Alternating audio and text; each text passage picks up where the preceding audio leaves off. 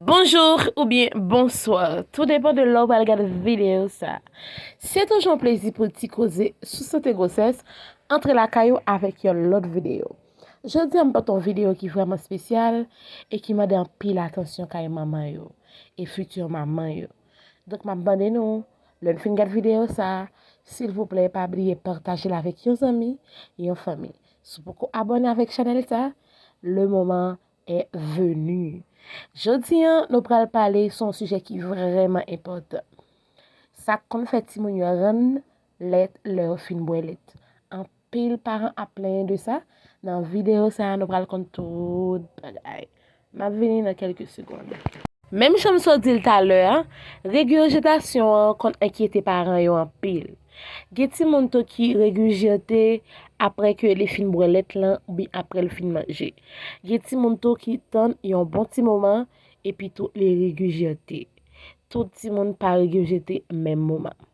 Régurgitation li normal kay ti bébé yo. Li normal pour ti bébé yo ren let ou bien manger. Ça vini suite avec estomac ti moun nan qui trop petit, qui pour gen assez de maturité. Mais nous capable remarquer le ti moun nan apentrer dans moi, l'el gen plus moi, nous ka wè que fréquence et régurgitation vraiment diminuer kay ti moun nan. Normalement, régurgitation quand diminue les ti moun nan gen 6 mois.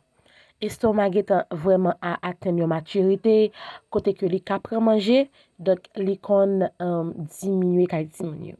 Mais régurgitation est capable suspendre net kay ti moun nan, les ti moun nan gen 9 mois, rive jusqu'à 1 an.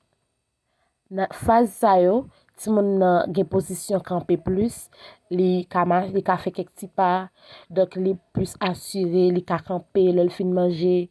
Donc régurgitation est capable suspendre kay ti moun nan à partir de 9 mois jusqu'à 1 an. Yon parent capable inquiéter le ti moun nan pédé ren let ou bien ren manger comme ça, si et seulement si pendant ti moun nan ap ren let comme ça ou que la perdi poids. Ou bien ou ti moun nan gon fièvre, li pa jam aller, ou bien tout ça ou ti moun nan, le ti moun nan vomi, ou vomissement gen sang la donne, ou bien vomissement gen couleur verte, ou bien gen couleur jaune. Ou bien tout nous ti moun nan ap pédé crier chaque temps li fin vomi, ça que nous te balé. Ça ou supposé inquiet dans moment ça et ou supposé aller pédiatre si ti moun nan phase ça. Régurgitation qui c'est les ti moun nan prend let, li fait partie de développement kay ti moun nan. Ça a participé dans motricité kay ti moun nan. Donc nous pas besoin de inquiéter nous si et seulement si li pas accompagné de ça me so dit à l'heure. Conseil pam pour nous pour éviter ti moun nan régurgiter plus. Premièrement, le que nous fin bay bébé en lait, éviter mettre le coucher, toujours assurer ou que bébé en position qui doit. Puis tout, le fin bay bébé en lait ou bien manger, toujours assurer que li ren gaz. Éviter courir à déposer ti moun nan berceau ou bien bay moun jouer avec yo avant même que yo pa ren gaz. Nous capable remarquer même grand monde, le nous fin manger nous pour ren gaz, nous gon mal à l'aise. De même pour ti moun nan tout, c'est même bagay la pour lui. Et puis tout pendant période ça, si que nous ti moun nan gon diarrhée qui pas jamais camper, li important pour aller pédiatre pour éviter bébé déshydraté dans men. Li vraiment important pour que nous suivions tout conseil monsieur de bayo.